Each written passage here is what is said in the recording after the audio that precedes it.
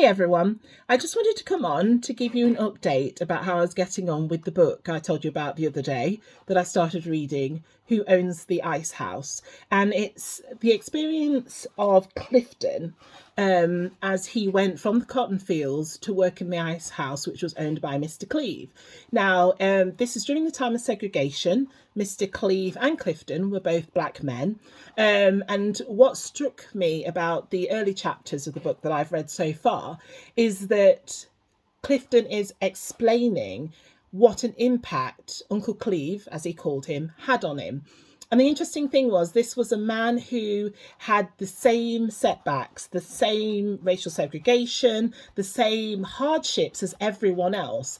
And everyone else had settled into the norm. They got picked up by the truck, which was left over from the eras of the cotton fields and slavery.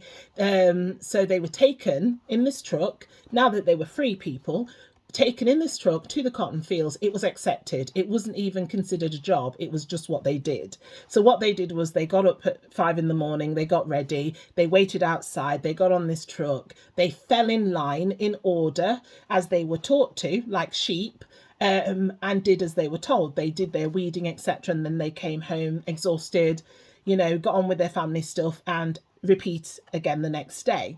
What had happened was that Clifton had the opportunity to go and work for Uncle Cleve, who owned the ice house. Now, that in and of itself was really extraordinary in those times, but also Uncle Cleve had rental properties. So him and his wife, they furnished these rental properties. And so even though he hadn't built an empire at that stage, he was well on his way to doing so. What was interesting is that he always was respectful. He didn't see himself as better than anyone else. He was different, but not better.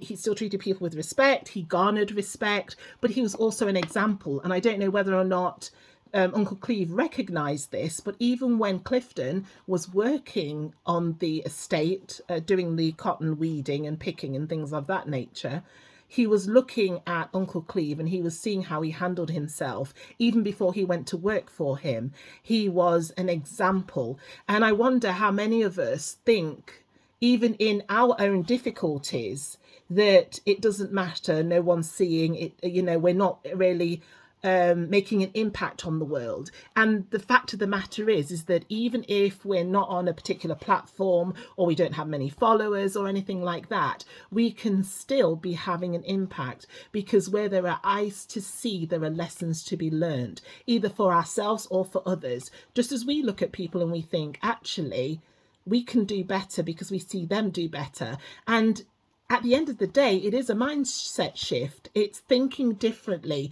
It's holding on to hope that there can be another way to the way that we're looking at, whatever our state of doom and gloom may be, whether it's I want to change the job I've got, whether it's I wish I had a job in the first place, whether it's I want my own place, whether it's I'm looking for a partner, whatever that thing for us may be, that is, we're going through the norms of the status quo because at this point in time, we can't do any better. But we can start to think, we can start to dream, we can hold on to those dreams, we can have faith, because at the end of the day, faith is the faith is the substance of things hoped for, the evidence of things not seen.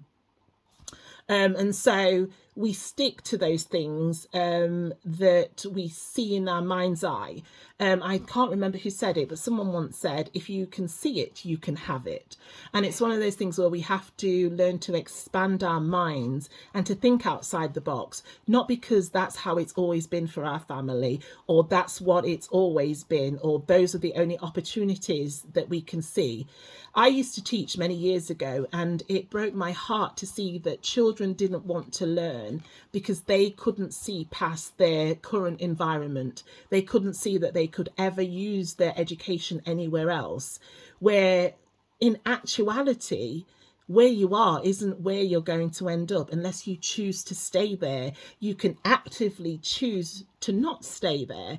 And yes, it may not happen overnight, but while there's life, there's hope. Like I said, you wake up in the morning, and you the first thing to do, I would say, if you're in that state, is to write it down. write down the things that you want to achieve. It doesn't matter how absurd it is. You don't have to show anyone, because if you don't get someone who has a similar vision to you, they can crush your soul and crush your dreams along with it.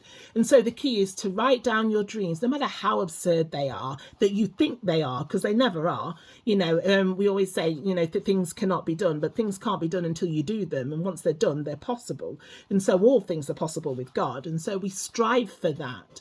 And so dream big, because you are supposed to do so. Your dream should not be within your reach, because if it's in your reach, you don't need God, and we all need God. And so as we go forward, dreaming big, praying and giving it over to God, we will see our lives change. It may not change overnight. It may not change when we want it to, but if we hang on in there, the dreams that we have are a reminder to us that there is better to come and we can achieve more than where we are. If we've survived where we are, we can keep going until we get where we're going. And so I encourage you all to keep on keeping on, hold the faith, write your vision, dream big, and let's go get it. You take care, and God bless you all. Bye.